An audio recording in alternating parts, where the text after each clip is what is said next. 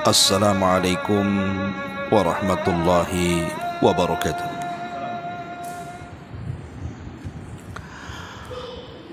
Alhamdulillah, wassalatu wassalamu ala rasulillah wa ala alihi wa sahbihi wa mawala, wa la hawla wa la quwata illa billahi wa ba'du.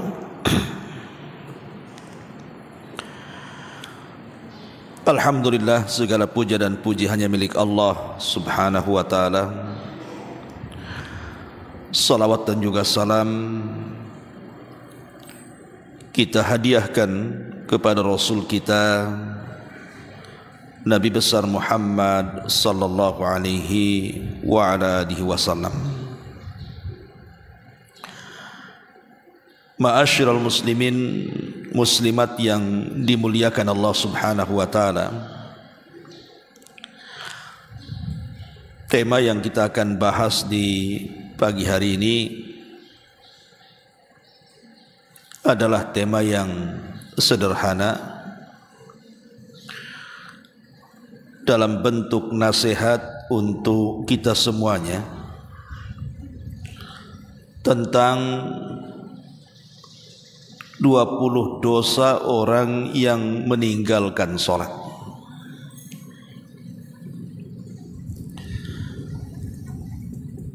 Mungkin sebagian kita sering mendengar, tetapi sebuah pengetahuan yang diulang-ulang itu bisa lebih bermanfaat. Karena terkadang nasihat itu perlu diulang-ulang dan diingatkan. Karena terkadang kita ini ada masa-masa semangatnya, ada masa-masa futurnya. Dikala kita semangat, boleh jadi tidak diingatkan pun kita bergerak. Tapi dikala kita tidak semangat alias futur, kalau tidak diingatkan maka akan lalai. Makanya kesempatan kajian pagi menjelang siang ini kita akan membahas seputar dosa-dosa orang yang meninggalkan sholat. Ma'asyiral muslimat yang dimuliakan Allah subhanahu wa ta'ala, kita tahu kedudukan solat dalam Islam ini bukan kedudukan biasa. Bahkan cara diperintahkannya saja berbeda.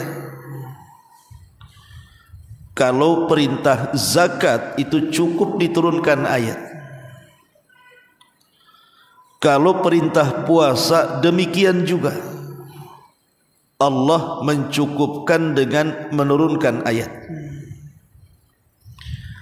Begitu juga perintah haji. Tetapi perintah salat ini tidak cukup diturunkan ayat, di mana Nabi SAW diundang langsung oleh Allah subhanahu wa ta'ala. Kemana? Ke Sidratil Muntaha. Dalam peristiwa yang belum pernah dilakukan semua para nabi. Itulah peristiwa Isra dan juga Mi'raj. Dari sini saja sudah cukup bagi kita menilai bagaimana kedudukan salat di antara seluruh ibadah-ibadah yang diperintahkan kepada kita. Sampai-sampai ada istilah ulama itu bahwa salat dalam Islam ini kedudukannya karra'si ala sairil badani, seperti kepala di antara seluruh badannya. Kalau seandainya manusia tidak punya tangan, boleh jadi dia masih hidup. Kalau manusia tidak punya kaki, boleh jadi dia masih hidup. Atau manusia tidak punya sebelah telinga, bisa dia masih hidup. Coba kalau manusia tidak punya kepala, kira-kira hidup atau tidak? Pasti dia mati. Begitulah kondisi solat dalam Islam. Kalau orang masih meninggalkan puasa, masih diharapkan keislamannya selama dia tidak mengingkari kewajibannya. Kalau orang meninggalkan zakat, masih dianggap keislamannya selama dia tidak menganggap tidak wajib, ataupun meninggalkan zakat, masih diharapkan keislamannya. Tapi kalau meninggalkan solat, itulah yang dikhawatirkan hilang keislaman daripada diri kita. Makanya ada hadis Nabi mengatakan, farqu al-ahdu bainana wa bainahumus salatu, faman tarakaha faqad kafara. Perbedaan kita dengan orang-orang kafir itu di solat, Bu. Kalau sampai kemudian orang meninggalkan solat itu bisa keluar Islam, bisa kafir. Lah itulah kedudukan solat seperti kepala dalam badan. Makanya solat ini sangat penting untuk kita lakukan. Dan jangan kemudian berpikir bahwa kalau seandainya kemudian kita tidak solat, Allah rugi. Kalau kita solat, Allah untung. Tidak, Allah itu tidak berhajat dengan kita. Satu dunia orang tidak solat, Allah tidak rugi. Ataupun satu dunia orang solat pun Allah tidak untung. Karena ada istilah para ulama, satu dunia manusia bermaksiat tidak mengurangi kekuasaan Allah. Satu dunia orang beribadah pun tidak menambah kekuasaan Allah. Allah itu tidak berhajat dengan kita. Karena Allah subhanahu wa ta'ala tidak berhajat dengan solat kita. Lalu solat yang kita lakukan itu untuk apa?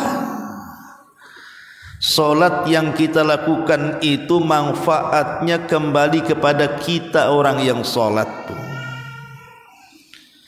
Jadi kalau ibu melaksanakan solat mulai dari zuhurnya, asarnya, maghribnya, isyanya, balik ke subuhnya, balik lagi ke zuhur, setiap hari seperti itu rutinitasnya, itu manfaatnya kembali kepada kita, bukan kembali kepada Allah subhanahu wa ta'ala. Yang untung ya kita, yang rugi juga kita. Ma'asyiral muslimat yang dimuliakan Allah subhanahu wa ta'ala. Makanya kalau kita perhatikan di dalam Al-Quranul Karim, setiap kali Allah perintahkan kita solat, maka bahasa yang digunakan oleh Allah di dalam Al-Quran itu kalimat aqimu sholata, dirikan solat. Bukan i'malus sholah, kerjakan solat, if'alus sholah, perbuat solat, tidak. Tetapi bahasa Quran itu selalu mengulang-ulang apabila Allah memerintahkan kita solat dengan kalimat aqimus sholata, tegakkan solat. Lalu apa bedanya menegakkan solat dengan mengamalkan solat itu? Kalau mengerjakan solat itu yang penting sah saja. Terkadang asal-asalan solatnya yang penting sah, itu namanya mengerjakan. Tapi kalau mendirikan solat, tidak main-main dia dalam solatnya. Dia datangkan syarat-syaratnya dengan baik, dia datangkan rukun-rukunnya dengan baik, dia datangkan wajib-wajib solatnya, bahkan dia sempurnakan solatnya dengan yang sunnah-sunnahnya. Jadi betul-betul dia mendirikan solat, bukan hanya sekedar mengerjakan solat. Karena orang yang hanya sekedar mengerjakan solat itu tidak akan ada pengaruh dalam kehidupannya. Orang yang biasa gibah, kemudian dia solat, habis solat bisa gibah lagi dia. Orang yang biasa dusta, datang waktu solat dia solat, habis solat dusta lagi dia. Orang yang biasa namimah, mengadu domba ke sana kemari di luar solat, kemudian datang waktu solat, kemudian dia solat, habis solat gitu lagi dia. Kenapa maksiat yang harusnya tercegat dengan solat kok masih bisa dilakukan? Karena dia hanya sekedar mengerjakan solat tapi tidak mendirikan solat. Begitu dalam bahasa Quran ketika Allah memerintahkan kita dengan solat. Karena kalau orang mendirikan solat dengan baik, dia datangkan syarat-syaratnya dengan baik, dia datangkan rukun-rukunnya, dia datangkan wajib-wajibnya, dia sempurnakan dengan sunnah-sunnahnya, maka solat yang dilakukannya itu berpengaruh dalam kehidupannya. Itulah yang diisyaratkan di dalam Al-Quranul Karim, innas salata tanha anil fahsya'i wal munkar. Sesungguhnya salat itu bisa mencegah perbuatan keji dan juga kemungkaran. Keji itu dosa yang dilakukan sembunyi-sembunyi dan dalam rumah. Mungkar itu dosa yang dilakukan terang-terangan di hadapan manusia. Bisa dihapuskan dengan salat, karena salat itu melahirkan akhlak. Itulah pentingnya kita mendirikan solat, bukan hanya sekedar solat, supaya selepas solat itu apa yang kita lakukan selama kita solat diterjemahkan dalam kehidupan kita. Jadi nilai-nilai solat itu ada pengaruh dalam kehidupannya. Umpamanya, kita tahu bahwa solat itu kan mengajarkan banyak hal kepada kita. Contoh, keikhlasan. Salat itu mengajarkan keikhlasan kepada kita. Karena para ulama membimbing kita ketika kita sedang salat dan mengucapkan takbiratul ihram, Allahu Akbar, berarti hanya Allah Subhanahu wa taala yang besar. Selain daripada Allah itu kecil. Sehingga apapun yang menyibukkan di luar solat jangan masuk ke dalam solat. Karena kita sedang berhadapan dengan Rabb yang maha besar, di luar solat dari dunianya, dari hartanya, dari pangkatnya, dari jabatannya, dari kenikmatan-kenikmatannya, itu kecil di hadapan Allah Subhanahu wa taala. Dari sini kita diajarkan ikhlas, bahwa saat kita mengarahkan kiblat kemudian takbiratul ihram, hanya Allah saja yang dituju. Sehingga ketika ini yang diterapkan, maka ketika solat dia tidak akan peduli apakah solatnya dibicarakan orang atau tidak, apakah solatnya dilihat orang atau tidak, apa solatnya didengar orang atau tidak. Dia tidak akan peduli, karena tujuan dia solat itu untuk Allah, bukan untuk manusia. Qul inna salati wa nusuki wa mahyaya wa mamati lillahi rabbil alamin. Katakan, sesungguhnya salatku, penyembelihanku, seluruh hidupku dan matiku kuserahkan kepada Allah Subhanahu wa taala, Rabb semesta alam. Jadi salat itu mengajarkan keikhlasan. Sehingga ketika orang selesai melaksanakan salat, kemudian dia keluar salat, maka amal-amal yang lain yang kita lakukan di luar salat juga terbawa dengan keikhlasan salat. Sehingga orang yang salat itu terjaga hatinya. Mau dipuji ya seperti itu hatinya, mau dicela ya seperti itu hatinya, mau diangkat ya seperti itu hatinya, mau direndahkan juga seperti itu hatinya. Itulah manfaat salat. Tapi kalau orang sampai meninggalkan salat, atau dia salat hanya sekedar cukup mengerjakan saja, maka belum teruji itu hatinya, Bu. Terkadang ada orang yang memuji dia, besar kepalanya, besar hidungnya, besar hatinya.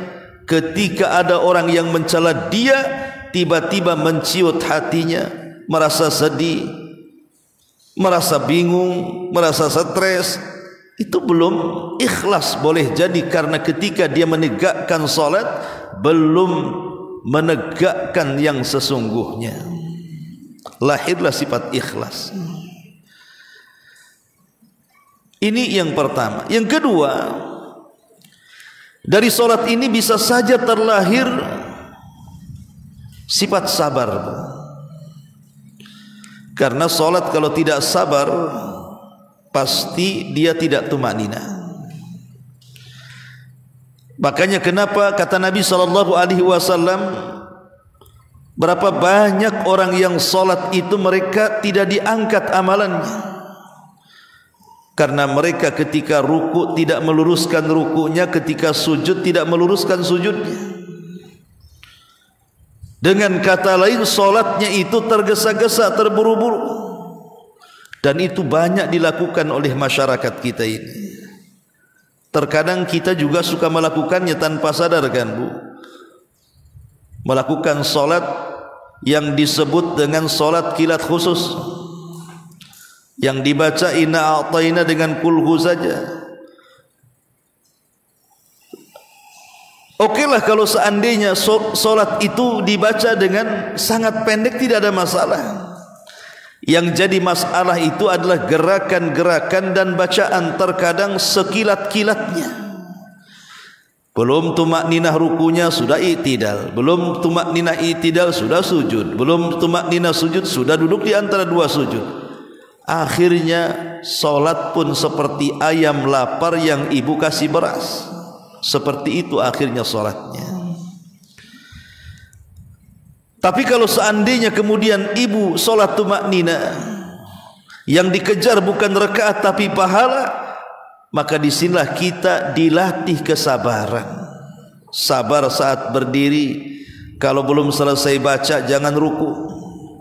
Sabar saat ruku, kalau belum lurus punggung jangan i'tidal, dan begitu seterusnya. Lah kalau seandainya kemudian solat ini melahirkan kesabaran, maka orang yang selesai solat kemudian dia hidup di masyarakat, saya yakin orang ini kalau ketika solatnya mendirikan bukan hanya sekedar mengerjakan, maka dia akan menjadi orang yang sabar. Digibah tetangganya sabar, tidak perlu membalas. Dicaci maki tetangganya sabar, justru malah memaafkannya. Asik sebenarnya orang yang sabar itu. Tapi sedikit orang-orang yang memiliki akhlak ini. Kemudian yang ketiga, terkadang solat ini melahirkan tawadhu, melahirkan kerendah hatian dan kerendah dirian. Karena saat posisi solat kan, perhatikan Bu, dalam badan kita ini kan ada kepala Bu. Kepala itu anggota badan termahal pada anggota badan manusia. Apalagi ibu-ibu, udah berapa banyak uang yang ibu habiskan di kepala tuh. Ya kan Bu? Apalagi zaman sekarang lagi demam skincare. Kena yang asli mulus, kena yang palsu butek jadinya Bu. Tapi dah berapa banyak tuh uang dihabiskan di kepala tuh Bu. Artinya kan kepala itu terhormat. Kalau orang pegang kaki belum ada masalah kan, pegang perut biasa saja, pegang tangan biasa saja. Coba kalau pegang kepala sambil disundul, apa enggak marah? Lah anggota badan yang terhormat yang kita muliakan, kepala ini, saat solat diletakkan di mana? Diletakkan di tempat yang paling hina, di tanah, tempat yang diinjak-injak oleh kaki. Tetapi justru itulah kemuliaan manusia saat sholat, ketika dia bisa meletakkan kepala yang sangat mulia di tempat yang hina, hanya sekedar ingin sujud kepada Allah Subhanahu wa ta'ala. Disitulah kita dilatih untuk tawadhu, untuk tidak sombong. Sehingga kalau seandainya orang yang sholat itu betul-betul mendirikan, bukan hanya mengerjakan, saya yakin dia keluar dari solat, tidak mungkin dia menjadi orang sombong. Sombong mentang-mentang kaya, sombong mentang-mentang pangkat dan jabatannya tinggi, sombong mentang-mentang punya ilmu, sombong mentang-mentang dia cantik, dia tampan, dan begitu seterusnya. Tapi saya yakin orang yang mendirikan solat tidak mungkin orang sombong, karena sombong itu tidak disukai Allah dan tidak disukai manusia. Iblis saja yang sudah masuk sorga gara-gara sombong dikeluarkan dari sorga. Ibu yang sombong pengen masuk sorga, kan lucu. Yang sudah ada di sorga saja dikeluarkan dari sorga tuh gara-gara sombong.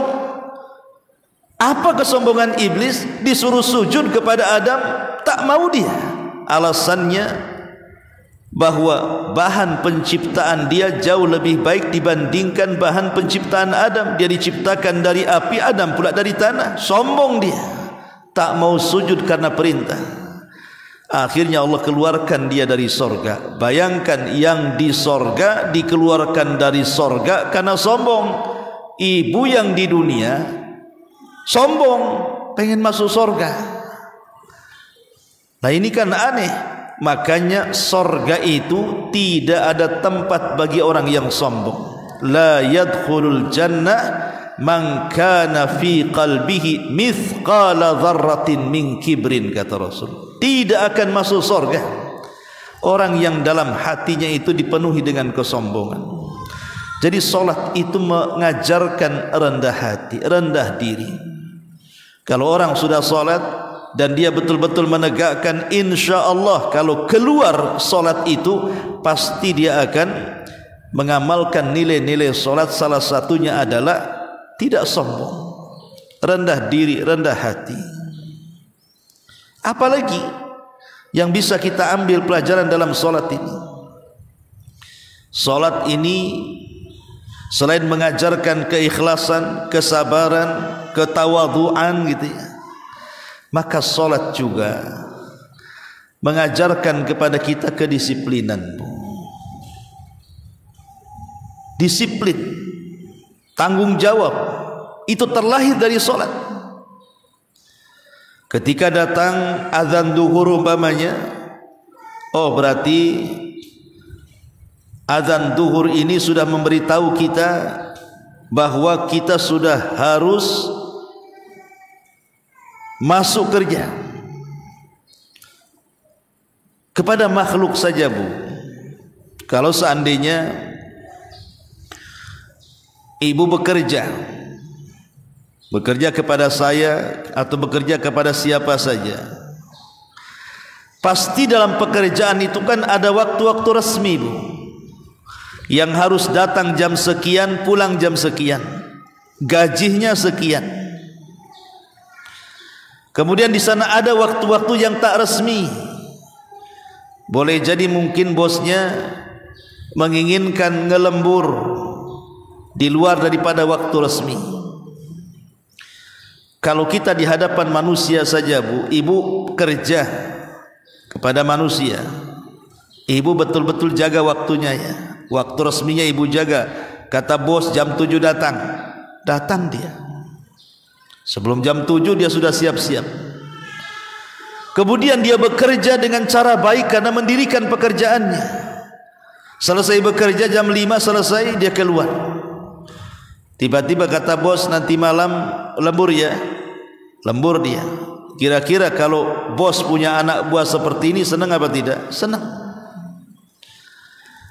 Coba kalau seandainya kita lakukan kepada solat, bahwa solat itu kan ada waktu-waktu resminya. Zuhur dari jam sekian ke jam sekian, asar dari jam sekian ke jam sekian, maghrib juga sama. Kalau seandainya ketika datang waktu solat langsung kita solat, dan kita berusaha mendirikan solat, kemudian di luar waktu resmi umpamanya adalah solat-solat sunnah dia pun kerjakan, kira-kira Allah senang? Senang Bu, karena melihat kita ini disiplin. Makanya kenapa dalam hadis kursi Allah Subhanahu wa taala mengatakan, tidak ada satu amalan yang paling aku cintai melebihi orang yang melaksanakan kewajiban. Wa may yazalu 'abdi yataqarrabu bin nawafil hatta uhibbahu. Dan kalau seorang hamba menambah dengan perkara-perkara sunnah, makin lagu cinta dengan dia. Yang wajib Allah sudah cinta, kalau tambah yang sunnah makin cinta lagi Allah dengan kita. Maka dari solat ini lahir kedisiplinan, lahir tanggung jawab, bahkan lahir kejujuran, dan banyak lagi. Intinya Bu, bahwa solat itu bukan hanya sekedar solat, tetapi mendirikan solat yang dengan solat itu nilai-nilai dalam solat teraplikasikan lewat perbuatan di masyarakat. Ma'asyiral muslimat yang dimuliakan Allah Subhanahu wa taala, baik ada ancaman berat bagi orang-orang yang meninggalkan salat. Ancaman yang pertama, bahwa salat ini kalau sampai ditinggalkan, Al-Imam Ibnul Qayyim rahimahullahu taala menyebutkan bahayanya. Apa kata beliau? Annaha tunsil abda nafsahu, fa idza nasiya nafsahu ahmalaha wa afsadaha, wa min uqubatiha annaha tuzilun ni'amal hadirata wa taqta'un ni'amal wasilata, fa inna ni'amallahi ma hafidha mawjuduha bimithli ta'atihi walastajlaba mafkuduha bimithli ta'atihi, fa inna ma indallahi la yunalu illa bi ta'atihi. Subhanallah, ini bagus sekali perkataan Al-Imam Ibnul Qayyim, dan ini cambuk bagi orang-orang yang suka meremehkan salat atau sampai meninggalkan salat. Kata beliau, kalau orang sudah mulai bermaksiat, kalau orang sudah mulai masuk dalam kubangan kemaksiatan seperti meninggalkan salat, maka hal itu bisa melupakan seorang hamba kepada dirinya. Dan apabila seorang hamba sudah melupakan kepada dirinya, maka hal itu akan merusaknya. Maka dari ancamannya, bisa saja kemudian dengan meninggalkan salat itu menghilangkan nikmat-nikmat yang harusnya didapat di masa depan, akhirnya gugur tidak dapat.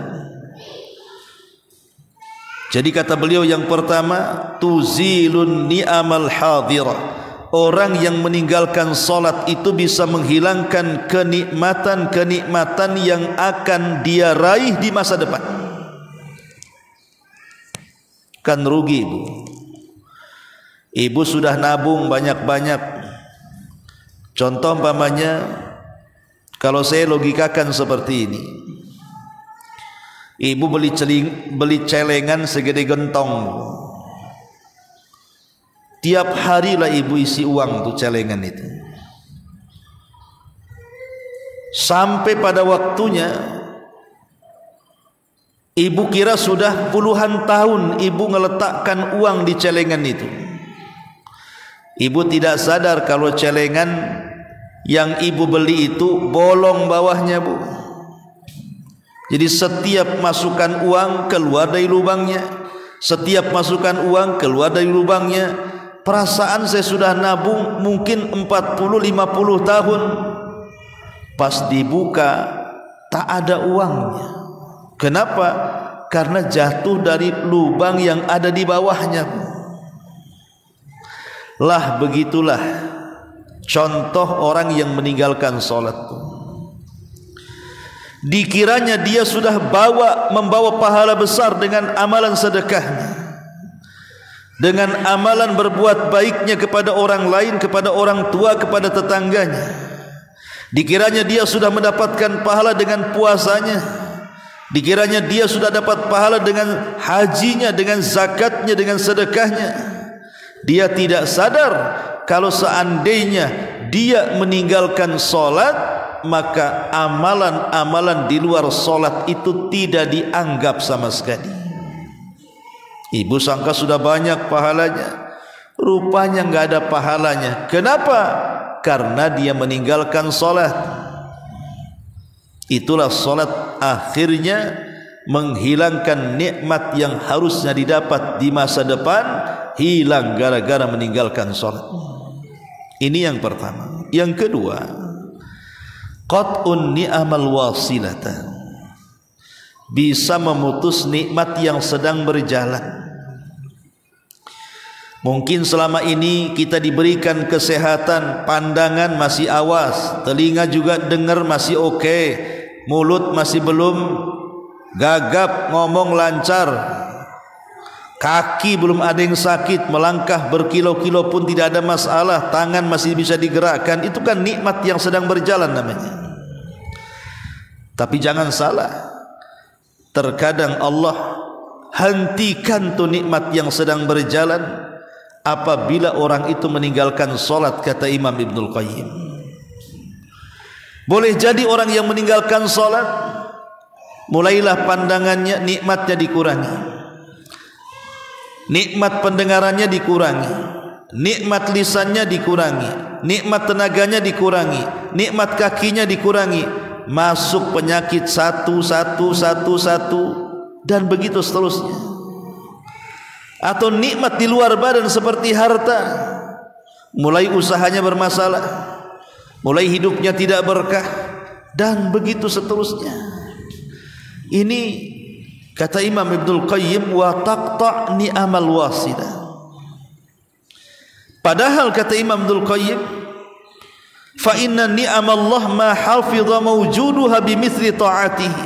Ingat bahwa nikmat itu akan dijaga oleh Allah selama dia masih mentaati Allah Subhanahu wa ta'ala. Ketika dia tidak mentaati Allah, maka nikmat yang Allah anugerahkan itu sedikit demi sedikit akan dicabut Allah Subhanahu wa ta'ala. Kemudian kata beliau, walastajlaba mafquduha bimithli ta'atihi. Begitu juga nikmat ini akan dicabut berdasarkan semangat dan tidaknya dia mentaati Allah. Karena ma indallahi la yunalu illa bita'ah. Apa-apa yang di sisi Allah tidak mungkin diraih kecuali dengan ketaatan kita kepada Allah Subhanahu wa ta'ala. Semakin kita taat kepada Allah, maka semakin Allah memberikan banyak nikmat kepada kita. Ini yang pertama, Bu ya. Di antara ukubat orang-orang yang meninggalkan salat itu, maka akan dicabut nikmat yang akan datang, bahkan akan diputus nikmat yang sedang berjalan. Ini yang pertama. Yang kedua, yuhbitu amalahu.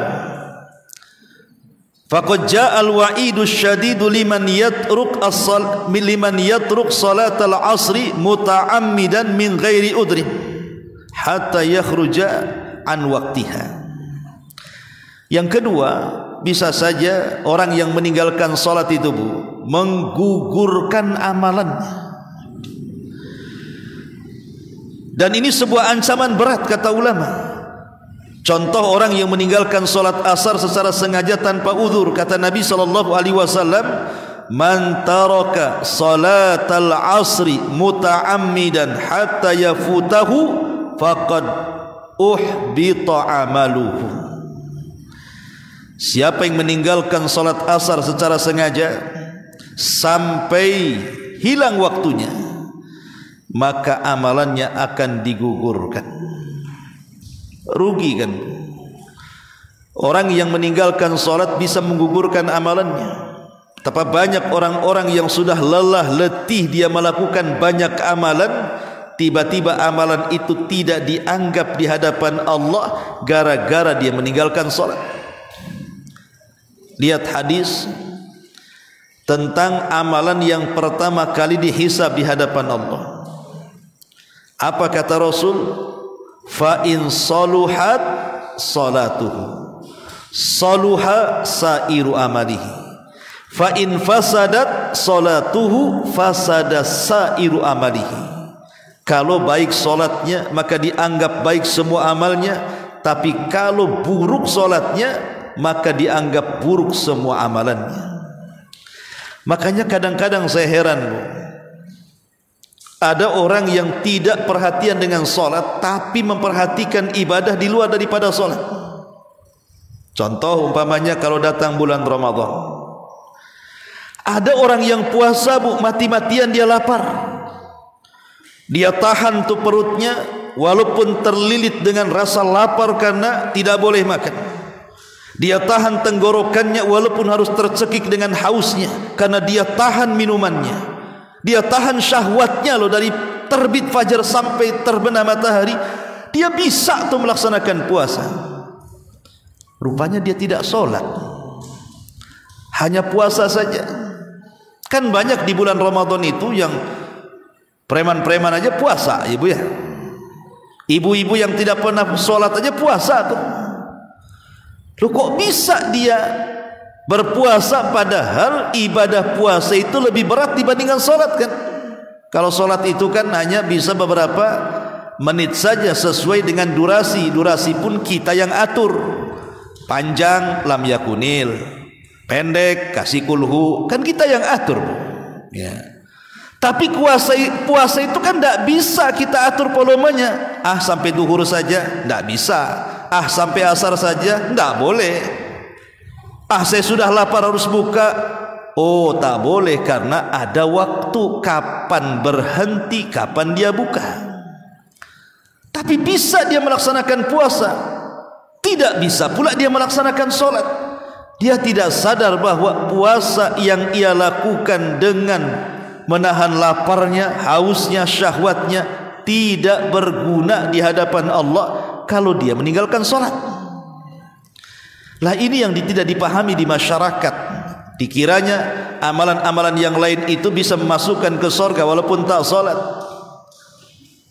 Bahkan ana pernah juga mendengar di masyarakat itu, yang penting kan baik Pak Ustadz, akhlaknya bagus katanya, tidak suka dusta, punya etika katanya. Kan gak sholat gak apa-apa, yang penting kan akhlaknya baik. Tuh si Anu tuh sholatnya oke, gibahnya iya katanya. Si Anu juga sholat tuh, sholatnya dustanya hari-hari. Ibu, Nabi SAW, tidak ada manusia yang lebih indah akhlaknya di luar daripada Nabi. Saking indahnya akhlak Nabi itu sampai turun pujian Allah kepada Rasul, wa innaka la'ala khuluqin azim. Wahai Muhammad, engkau itu manusia yang memiliki akhlak yang sangat agung, sehingga wajar kalau Rasul itu layak jadi panutan karena punya akhlak. Sempurna akhlak yang dimiliki Nabi saja, Nabi tidak pernah meninggalkan sholat. Kalau semata-mata orang boleh meninggalkan sholat karena terpikir yang penting akhlaknya bagus, harusnya Nabi tidak perlu sholat lah. Kan Nabi itu manusia yang paling berakhlak. Tapi Nabi orang yang paling rajin pula tuh sholatnya.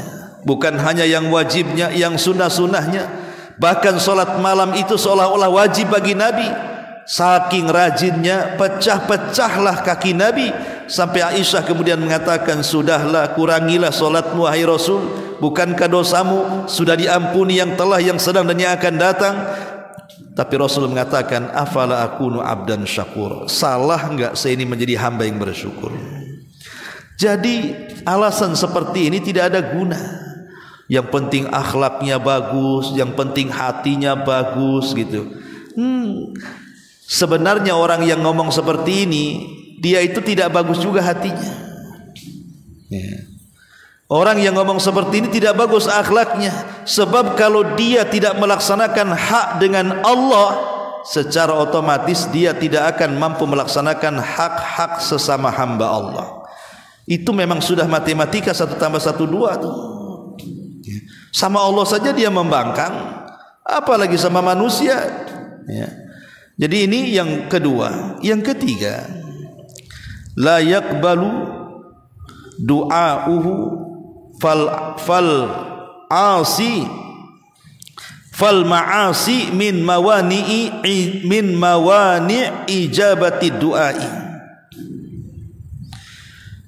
la yaqbalu du'a'ah, doanya tidak akan diterima.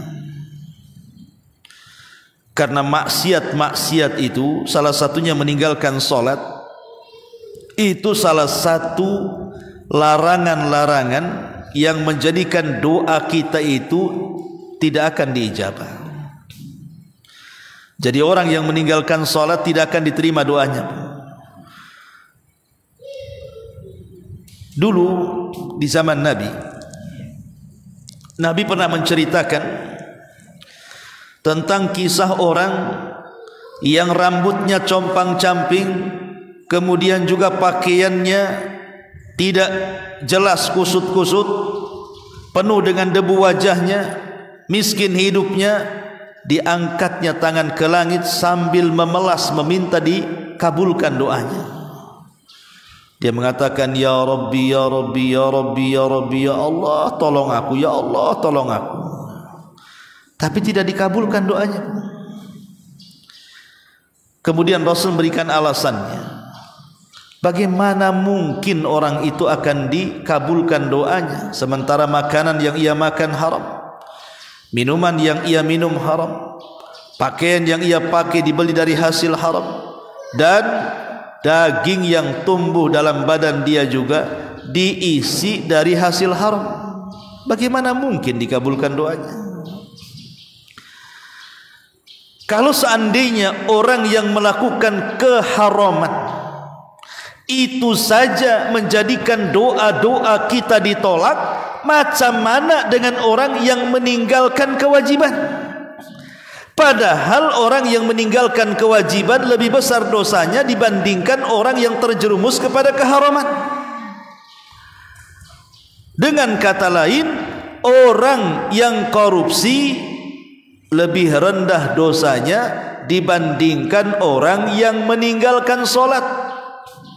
Orang yang mencuri lebih ringan dosanya dibandingkan orang yang meninggalkan solat.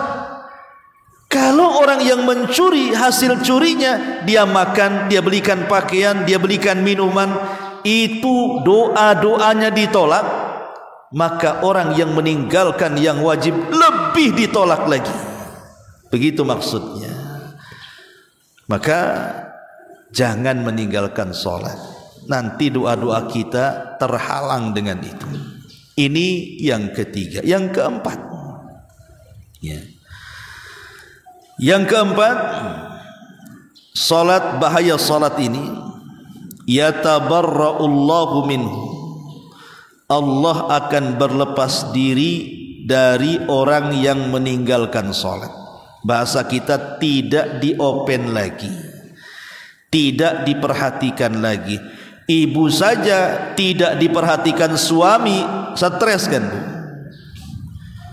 Bang minta uang, diam aja suaminya. Udah sebulan tuh diminta uang, diam saja. Pokoknya setiap datang suami nggak ngajak ngomong, nggak ngajak ngobrol, nggak mau tidur di kasur sama-sama, malah tidur pula di ruang tengah. Enggak memberikan uang untuk beli beras kayak beli. Ibu sudah stres kan Bu? Kalau seandainya suami tidak ngopeni ibu, ibu sudah stresnya luar biasa. Bagaimana kalau Allah yang tidak ngopeni kita Bu? Bagaimana kalau Allah yang tidak memperhatikan kita?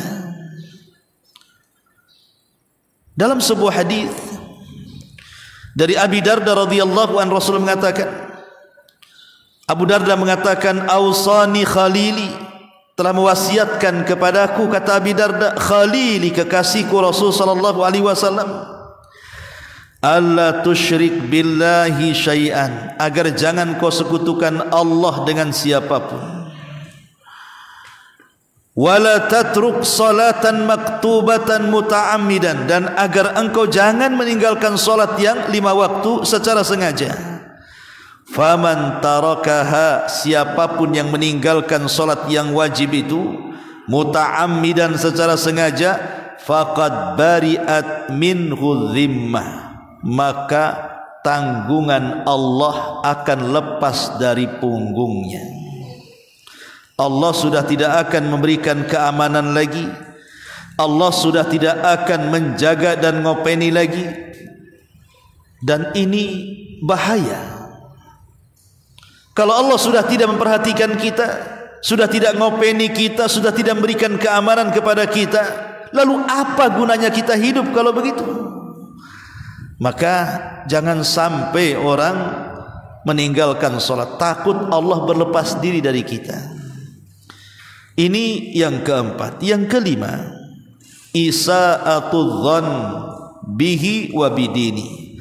Hakikatnya orang yang meninggalkan sholat itu dia buruk sangka. Dia berburuk sangka dengan Allah, bahkan berburuk sangka dengan agamanya. Kata Nabi SAW, man shalla salatana wastaqbala qiblatana wa akala dhabihatana fadzalikal muslim. Barang siapa yang salat kita dan kita menghadap ke kiblat kita dan kita makan sembelihan kita, itulah seorang muslim. Jadi kalau seandainya ada orang yang kemudian meninggalkan salat, maka dia ragu-ragu terhadap keislamannya itu, ragu-ragu terhadap Allah yang disembahnya.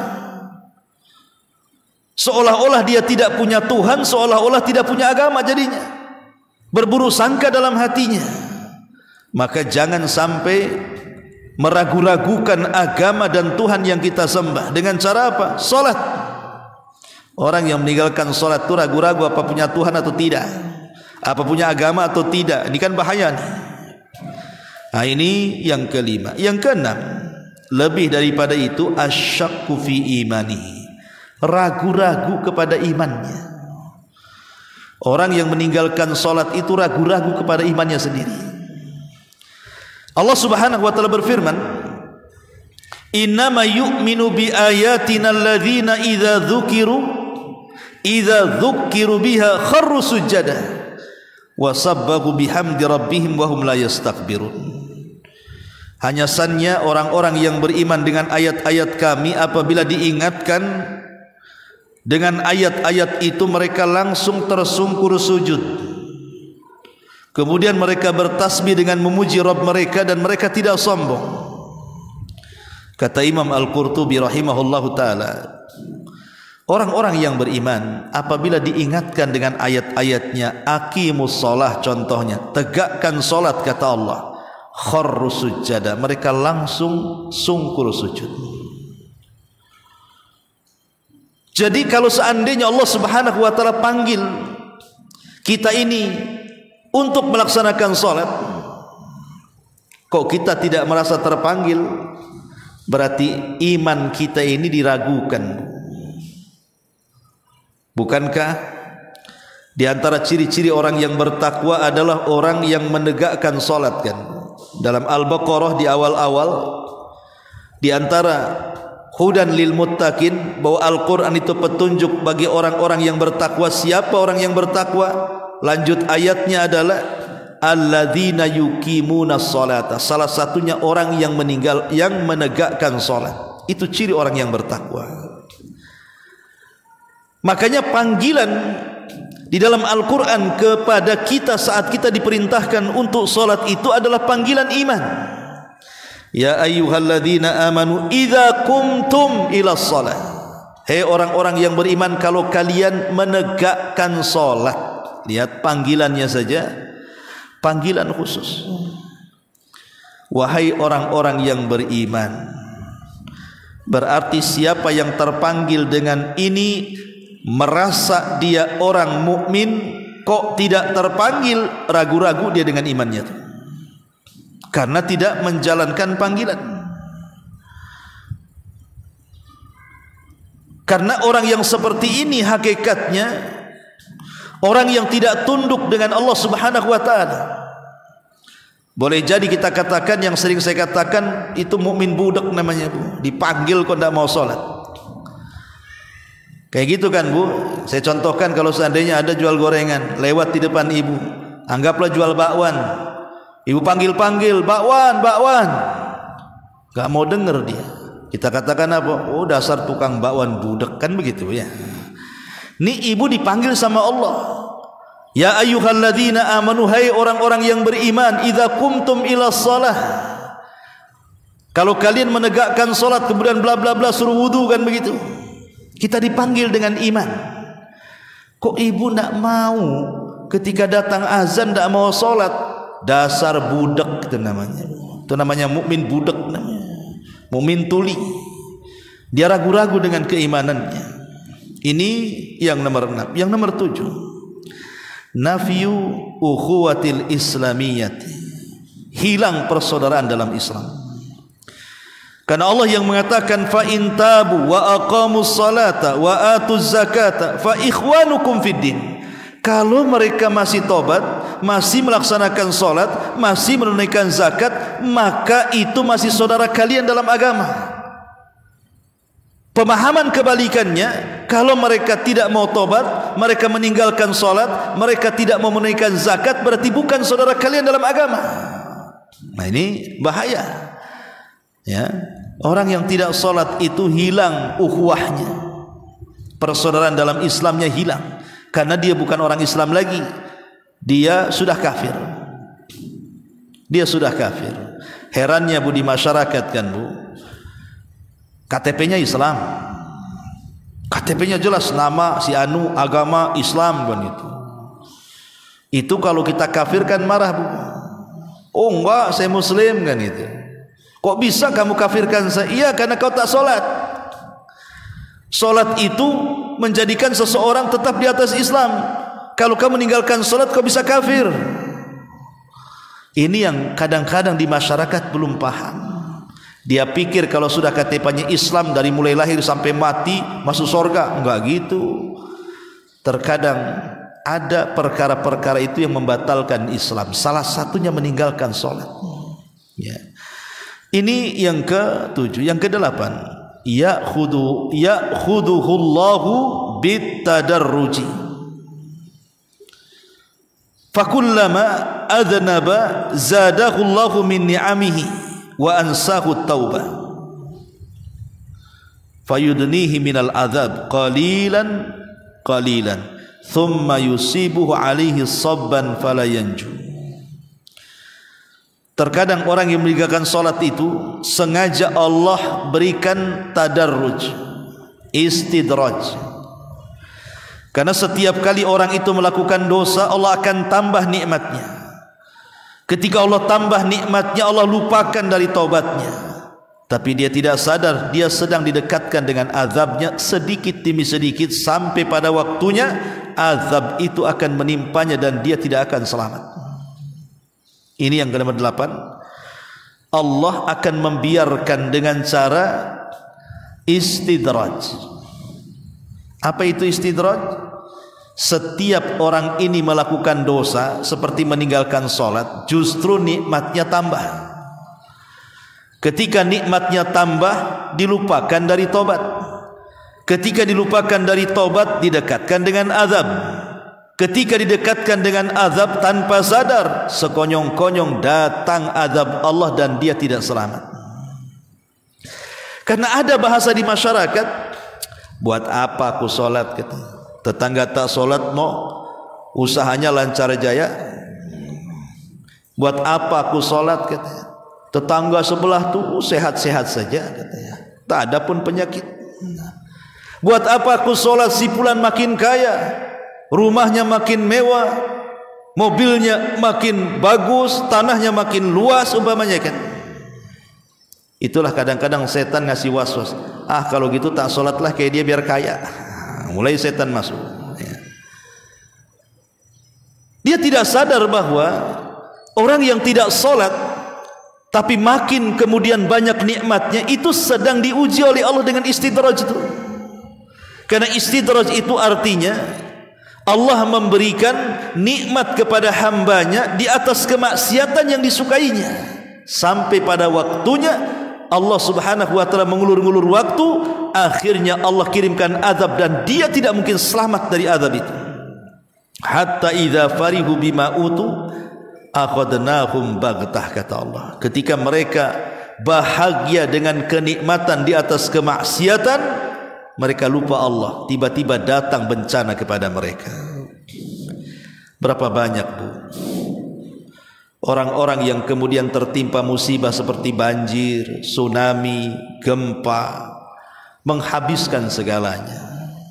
Rumah yang sangat mewah, yang sangat megah, hitungan detik ludes, habis karena gempa, habis karena tsunami, habis karena kebakaran. Jadi kenikmatan dunia ini sifatnya fana, tapi kenikmatan akhirat itu sifatnya berkelangsungan atau berkelanjutan atau berkekekalan di situ.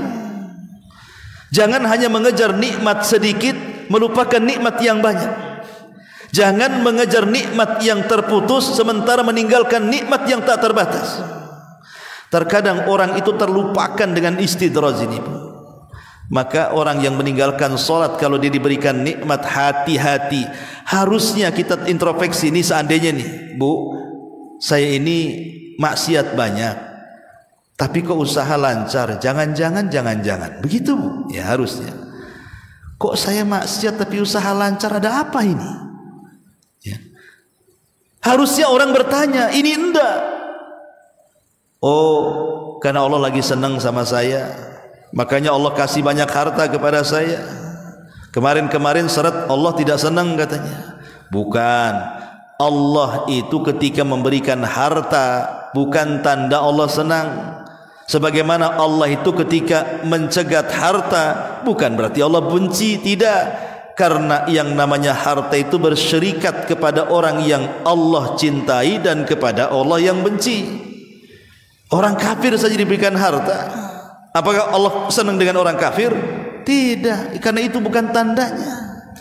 Tanda orang dicintai Allah itu ketika dia mendekatkan diri kepada dengan salat, salah satunya. Kemudian yang nomor 9, orang yang meninggalkan salat itu akan diberikan al-ma'isyah dhank, ma'isyatan dhonka.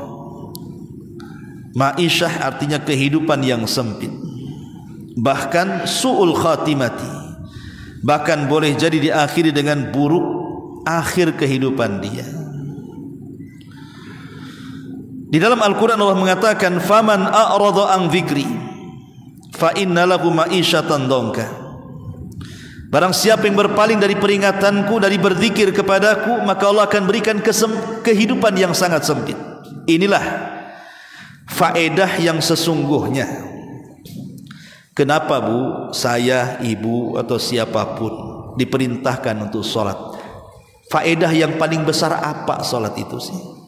Di sini jawabannya. Kenapa saya harus sholat? Kenapa ibu harus sholat? Kenapa orang Islam harus sholat? Supaya kita dapat ketenangan, supaya kita hidupnya tenang. Orang yang tidak sholat itu tidak akan dapat ketenangan. Inilah tujuan hidup manusia itu, ingin tenang, ingin bahagia.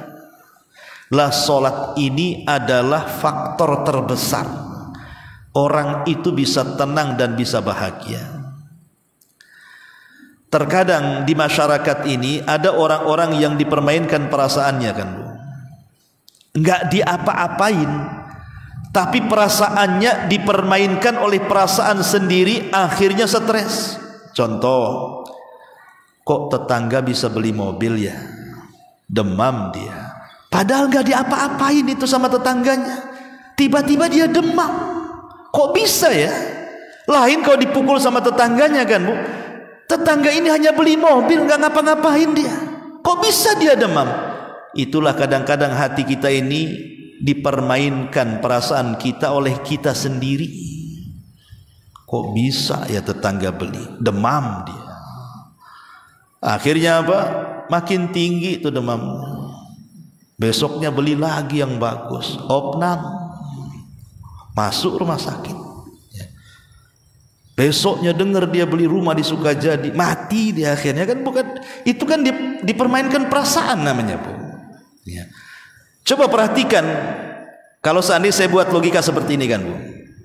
Umpamanya jam 9 duha, nampak tetangga beli mobil, nampak tetangga bangun rumah, panas ibu kan, mulai demam.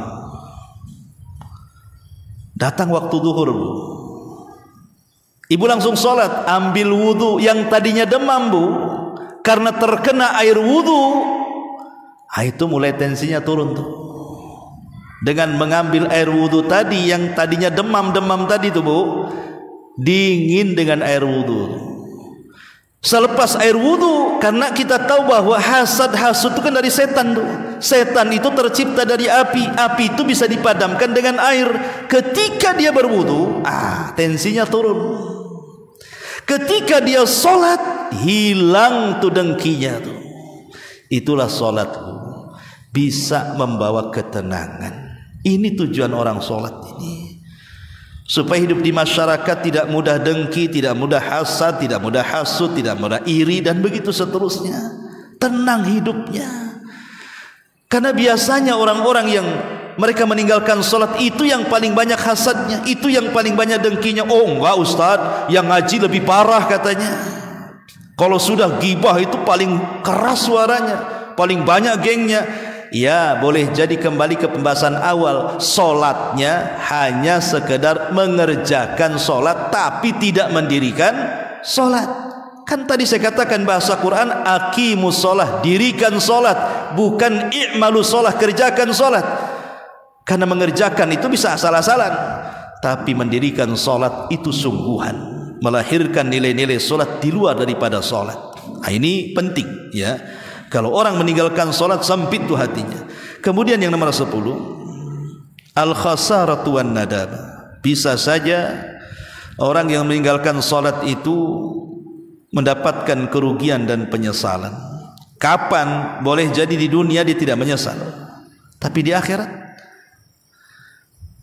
Begini bu, orang yang yakin adanya kehidupan setelah kematian itu masih lebih untung dibandingkan orang yang tidak yakin adanya kehidupan setelah kematian. Anggaplah contoh, saya sholat dengan harapan saya masuk surga, kemudian saya mati, rupanya setelah mati tidak ada kehidupan setelah kematian. Ya lewat begitu saja. Kira-kira rugi tidak? Tidak rugi. Yang satunya, aku tidak sholat, aku nggak yakin adanya kehidupan setelah kematian. Tahu-tahu nggak sholat mati, rupanya ada kehidupan setelah kematian. Apa nggak bankrupt dia? Ya, itu yang harus tanamkan. Makanya jangan sampai kemudian kita terpikir bahwa kan kadang-kadang setan ini masuk ke dalam dada kita. Jangan-jangan akhirat ini ada atau enggak sih sebenarnya? Kita katakan ada, walaupun setelah mati nggak ada ruginya sebenarnya. Daripada kita meyakini akhirat tidak ada, kemudian kita habiskan dengan kemaksiatan, setelah mati rupanya akhirat ada, matilah dia. Ya. Makanya jangan sampai kemudian kita ini terkena khasarah, terkena nadam, kerugian ataupun penyesalan, tidak di dunia, di akhirat. Kemudian yang nomor 11, la yastati'as sujud fil akhirah. Orang yang tidak pernah sholat di dunia, maka dia tidak akan bisa sujud di akhirat. Ketika Allah mengatakan yauma yukshafu an sakin wa yud'auna ila sujudi fala yastati'un, ketika Allah merintahkan, ketika Allah menampakkan dirinya, menampakkan betisnya, maka semua orang-orang yang beriman sujud. Tapi ada orang-orang munafik, mereka hendak sujud malah kayang, bukan ke depan, ke belakang malah. Tidak bisa dia sujud, dipaksa sujud malah kayang ke belakang. Itulah orang-orang yang ketika di dunia mereka tidak pernah sujud, maka di akhirat pun dia tidak akan bisa sujud di hadapan Allah. Al-jaza min jinsil amal. Taib, karena waktu juga. Yang nomor 12, al-wail liman tarakas salat. Lembah neraka jahanam yang disebut wail bagi orang yang meninggalkan salat. Kemudian yang nomor 13, al-ghai. Ghai juga sama, lembah yang sangat dalam, yang sangat busuk, yang sangat gelap, yang semua nanah dan darah penduduk neraka masuk di lembah itu disebut al-ghay.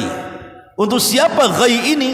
Untuk orang yang meninggalkan salat. Fa khalafa min ba'dihim khalfun adha'us salata wattaba'us syahwat fasawfa yalqauna ghayya. Akan datang sebuah masa di mana orang-orang itu mulai meremehkan salat dan mengikuti syahwat, maka mereka akan dilempar ke dalam al-ghay. Naudzubillah. Kemudian yang ke-14, iqab alladhi ya'tamidu an-nauma 'anis salati mukhib. Balasan bagi orang-orang yang sengaja meninggalkan salat dengan tidur itu sangat menakutkan nanti pada hari kiamat dalam peristiwa adab kubur. Ada orang yang terlentang, kemudian di sampingnya ada orang berdiri membawa batu. Kemudian batu dibentur-benturkan di kepalanya sampai hancur. Kemudian orang ini pergi mencari batu yang lainnya. Tiba-tiba setelah dapat batu datang lagi, kepalanya sudah balik semula. Kemudian dihancurkan dengan batu yang ditemukannya yang kedua. Kemudian setelah remuk kepalanya, dia cari batu lagi. Seperti itu saja. Rasul yang melihat kondisi seperti ini bingung. Alangkah dahsyatnya siksa orang itu, wahai Jibril. Mahadan, apa yang terjadi wahai Jibril? Maka Jibril mengatakan, innahu, sesungguhnya orang itu dia tidur saat waktu sholat. Harusnya dia sholat, sengaja pula dia tidur supaya dia meninggalkan sholat. Lihat bagaimana hukuman di alam kubur. Kemudian yang nomor 15, ghadabullah wa maqtum. Dia akan mendapatkan murka Allah dan juga kemarahannya. Kata Rasul, man taraka shalah laqiyallah wa huwa alaihi ghadban. Siapapun yang meninggalkan salat, maka dia berjumpa dengan Allah, Allah murka dengan dia. Yang nomor 16, al-hasyru ma'al mujrimin. Akan dikumpulkan orang-orang yang meninggalkan salat bersama orang-orang yang berdosa. Akan dikumpulkan bersama Fir'aun, akan dikumpulkan bersama Qarun, akan dikumpulkan bersama Haman, akan dikumpulkan bersama Ubay ibn Khalaf. Naudzubillah. Yang nomor 17, mereka akan dikumpulkan bersama orang-orang yang sesama tidak salat dan dimasukkan ke neraka khusus namanya Saqar. Allah mengatakan, ma salakakum fi Saqar. Kenapa kalian bisa masuk ke neraka Saqar? Maka orang-orang di neraka Saqar mengatakan, qalu lam naku minal musallin. Karena aku tidak salat di dunia. Naudzubillah. Ya. Karena aku tidak salat di dunia, maka aku dimasukkan ke dalam neraka Saqar. Kemudian yang ke-18, bahwa orang yang meninggalkan salat adalah khianatan lil amanah. Dia sedang mengkhianati amanah. Allah mengamanahi ibadah, dia pula mengkhianatinya. Dan orang yang meninggalkan salat hakikatnya istahwad asyaitan. Setan sudah menguasainya. Orang yang meninggalkan salat itu sedang dikuasai setan. Inilah diantara 20 bahaya orang yang meninggalkan salat. Mudah-mudahan dengan mendengar kajian ini kita semangat lagi untuk salat. Taib sampai di sini. Bagi ibu-ibu yang mau bertanya silahkan. Kalau tidak ada kita tutup.